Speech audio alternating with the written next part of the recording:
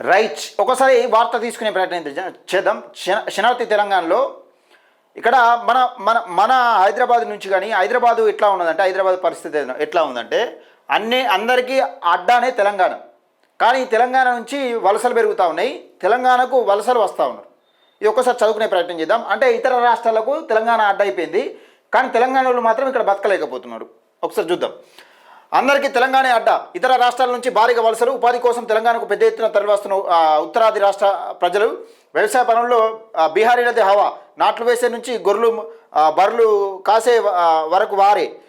Poultry industries కూలీలుగా బెంగాలీలు అని ఒక వార్తనైతే చూస్తున్నాం. ఇక ఆసుపత్రులు గుట్టపట్టేసిన కేరళ వాసులు, ప్రైవేట్ పాఠశాలలో బోధన సిబ్బందిగా వీరిదే హవా. మెజార్టీ వ్యాపారాలు మార్వాడీల హస్తగతం. సినిమా బిజినెస్ కాంట్రాక్టులపై ఆంధ్రుల గుత్తాధిపత్యం. తెలంగాణ బిడ్డల ఉపాధిపై దెబ్బ కొడుతున్న ఇతర రాష్ట్రాలు అని ఒక వార్తనైతే చూస్తున్నాం. ఇతర రాష్ట్రాలు దెబ్బ కొడుతున్నాయి. ఇక్కడ తెలంగాణ, ఆంధ్ర ఇవన్నీ మనం తెలంగాణ కోసం ప్రత్యేక తెలంగాణ నీళ్లు నిధులు నియామకాలతో ఏర్పడ్డ తెలంగాణ ఉపాధిలో ఇట్లా కొట్టిరు, ఇండస్ట్రీలో అట్లా కొట్టేసారు. ఇప్పటికి కూడా ఆంధ్రలో నడుస్తూ ఉన్నది. ఈ ఒకసారి చూసుకునే ప్రయత్నం చేద్దాం. ఒకప్పుడు తెలంగాణ అంటే వలసల రాష్ట్రంగా గుర్తింపు ఉండేది. కరువు పరిస్థితులు, పారమిత ఉపాధి అవకాశాలు, వ్యవసాయంపై ఆధారపడిన జీవనం కారణంగా వేలాది కుటుంబాలు మహారాష్ట్ర, ముంబై, గుజరాత్, గల్ఫ్ దేశాలకు వెళ్ళేవి. కానీ రాష్ట్రం ఏర్పాటు తర్వాత పరిస్థితుల్లో గణనీయమైన మార్పు వచ్చింది. Hyderabad IT, pharma, real estate, నిర్మాణ రంగాల్లో దూసుకెళ్లడం, జిల్లాలో పరిశ్రమలు విస్తరించడం, మౌలిక సదుపాయాలు పెరగడంతో తెలంగాణలో ఇప్పుడు ఉపాధి కోసం వచ్చే ఆకర్షణీయమైన కేంద్రంగా మారింది. దేశంలో వివిధ ప్రాంతాల నుంచి ప్రజల జీవనోపాధి కోసం తెలంగాణ బాట పడుతున్నారు. ఇది రాష్ట్ర ఆర్థిక ఎదుగుదలకు ఒక సాంకేతికగా కనిపిస్తున్నప్పటికీ స్థానిక ఉపాధి అవకాశాలపై పడే ప్రభావంపై కూడా చర్చకు దారితీస్తుంది. వ్యవసాయ రంగంలో వలస కార్మికుల పాత్ర గత కొన్నేళ్లుగా పెరుగుతుంది. ముఖ్యంగా బీహార్ నుంచి వచ్చే కూలీల నాట్లు వేయడం, కలుపు తీయడం, కోతలు, ధాన్య పనులు కీలకంగా మారారు. గ్రామాల్లో వ్యవసాయ కూలీల కొరత పెరగడం, స్థానిక యువత వ్యవసాయ పనులకు దూరం కావడం వల్ల రైతులు వలస కార్మికుల పై ఆధారపడాల్సిన పరిస్థితి ఏర్పడింది. ఇక నిర్మాణ రంగంలోనూ ఉత్తరాది రాష్ట్రాల కార్మికుల సంఖ్య గణనీయంగా ఉంది. పౌల్ట్రీ, హోటళ్ళు, చిన్న పరిశ్రమలు, గృహ సేవలు రంగాల్లో ఒడిశా, పశ్చిమ బెంగాల్ తదితర రాష్ట్రాల నుంచి వచ్చిన వారు పెద్ద సంఖ్యలో పనిచేస్తున్నారు.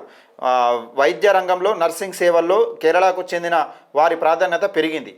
ప్రైవేట్ విద్యా రంగంలోనూ వివిధ రాష్ట్రాల నుంచి వచ్చిన ఉపాధ్యాయులు సేవలు అందిస్తున్నారు. వ్యాపార రంగంలో రాజస్థాన్, గుజరాత్కు చెందిన తమ వ్యాపార వర్గాలు దశాబ్దాలుగా తెలంగాణలో తమ స్థానాన్ని బలోపేతం చేసుకున్నాయి. హైదరాబాద్ సహా అనేక పట్టణాల్లో హోల్సేల్, రిటైల్ వ్యాపారాల్లో వీరి భాగస్వామ్యం స్పష్టంగా కనిపిస్తోంది. మరోవైపు సినిమా, రియల్ ఎస్టేట్, కాంట్రాక్టర్ రంగాల్లో ఆంధ్ర ప్రాంతానికి చెందిన వ్యాపార వర్గాల ప్రభావం కూడా కొనసాగుతుంది. తెలంగాణలో పెరుగుతున్న వలసలను కేవలం స్థానికులకు ఉపాధి తగ్గించకపోవడానికి కారణం చూడలేమని అభిప్రాయం కూడా ఉంది. పరిశ్రమలు, వ్యాపార సంస్థలకు అవసరమైన నైపుణ్యాలు కలిగిన కార్మికులు అందుబాటులో లేకపోవడం, స్థానిక యువతలో నైపుణ్య శిక్షణ లోపించడం కూడా ప్రధాన కారణాలు ఉన్నాయి. అన్ని రంగాల్లో తక్కువ వేతనాలకు ఎక్కువ సమయం పనిచేసే కార్మికులు లభించడం వల్ల స్థానికులకు ఇక్కడ అన్ని రంగాలలో మనం సినిమా ఇండస్ట్రీ తీసుకుంటే ఆంధ్ర వాళ్ళు ఎక్కువ ఉంటారు. ఇక్కడ వలస కార్మికులు తీసుకుంటే బీహార్లో వచ్చింది ఈ మధ్యకాలంలో. ఏది వరి నాట్లు వేసడానికి, కలుపు తీసడానికి బీహార్లో బ్యాచ్ ఎక్కువైపోయింది. నాట్ల కాలంలో మొత్తం బీహార్ బ్యాచ్నే తీస్తూ ఉన్నారు. ఎందుకంటే ఇక్కడ మనోళ్ళు అంత పని చేయట్లేదు. ఈ పనికి తగ్గట్టు మళ్ళీ ఏదైనా ఫ్యాక్టరీలు ఉన్నా కానీ దాని పనికి తగ్గట్టు అవగాహన లోపం, దాని గురించి తెలియకపోవడం అనేది చాలా లోపం ఉన్నది. అలాగే తక్కువ డబ్బులో ఎక్కువ పనిచేసే వర్కర్స్ బయట నుంచి వస్తున్నారు కాబట్టి ఇక్కడ పెట్టుకోలేక ఇబ్బంది అవుతూ ఉన్నారు.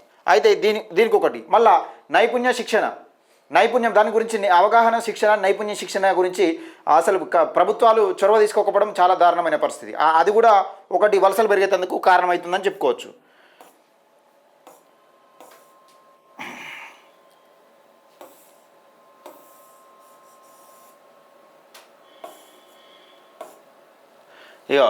ఇక్కడ పోటీ పెరుగుతుంది కానీ కార్మిక సంఘాలు చెబుతున్నాయి అభివృద్ధి చెందిన రాష్ట్రంగా తెలంగాణ ఎదుగుతున్న కొద్దీ దేశంలో ఇతర ప్రాంతాల నుంచి వలసలు రావడం సహజ పరిణామమే.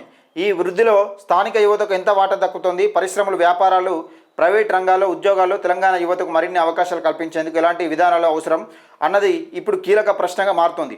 వెరసి తెలంగాణకు వస్తున్న వలసలు ఒకవైపు ఆర్థిక బలానికి సంకేతమే, మరోవైపు స్థానిక ఉపాధి భద్రతపై కొత్త చర్చకు కారణమవుతున్నాయి అనే ఒక వార్తనైతే చూస్తున్నాం.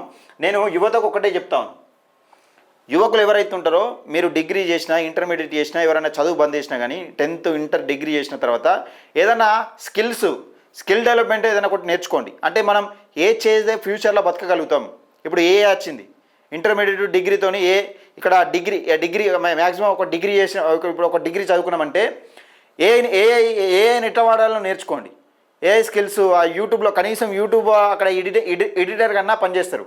మస్తు ఆప్షన్స్ ఉన్నాయి. కానీ మన వాళ్ళు ఏంటంటే చేసినామా డిగ్రీ చేసినామా గవర్నమెంట్ జాబ్ కొట్టినామా ఎట్లా వస్తుంది గవర్నమెంట్ జాబు? అందరు గవర్నమెంట్ జాబ్ రావాలంటే సాధ్యం కాదు. కానీ మన స్కిల్స్ మన ఓన్ కాళ్ళ మీద అంటే మన సొంత కాళ్ళపైన నిలబడే స్కిల్స్ నేర్చుకున్నప్పుడు మాత్రమే ఈ జాబ్ల మీద ఆధారపడడం చాలా తక్కువ అవుతుంది. ఉపాధి కూడా ఉపాధి కోసం వలస వెళ్ళే కార్యక్రమం కూడా చాలా తక్కువ అవుతుంది. మనం డేంజర్ జోన్లో ఉన్నట్టు యువత రాష్ట్ర ప్రభుత్వం కూడా మనల్ని యువత ముందుకు రావాలి, యువత రాజకీయంలోకి రావాలంటారు. కానీ ఇళ్ళకి వచ్చినా తొక్కి పడేసి ఉంటుంది. ఇండస్ట్రీలో ఎట్లా దొక్కేస్తారు సేమ్ రాజకీయాలు అట్నే దొక్కేస్తారు. నిజ జీవితంలో కూడా అట్నే దొక్కేస్తారు. ఒక రాజకీయ జీవితం అంటే మొత్తానికి జీవితం అంటే ఒక యుద్ధమే. ప్రతి ఒక్కరితో యుద్ధం చేసుకుంటే ముంగడికి వెళ్ళిపోవాలి అంతే. దయచేసి యువకులారా, మీరు ఎవరైతే డిగ్రీ ఇంటర్ చేసిన వాళ్ళు ఎవరైతే ఉంటారో చదువుకున్న తర్వాత ఏదైనా ఒక స్కిల్స్ నేర్చుకోండి. మీరు జాబ్ కొట్టాలనే లక్ష్యం ఉంటే పెట్టుకోండి. కానీ స్కిల్స్ కూడా నేర్చుకోండి. ఏదైనా ఒక పని అయితే నేర్చుకోండి. ఏదైనా సంథింగ్ ఏదో ఒకటి ఇప్పుడున్న ఏదో ఒక శిక్షణ నేర్చుకుంటే మాత్రం తప్పనిసరిగా ఒక బ్రైట్ ఫ్యూచర్ అయితే ఉంటుంది. ఇది తెలంగాణ అందరికీ అడ్డ అవుతుంది. కానీ తెలంగాణ బిడ్డలకు కొంతమందికి వలస వెళ్ళడం మాత్రం దప్పలేదు.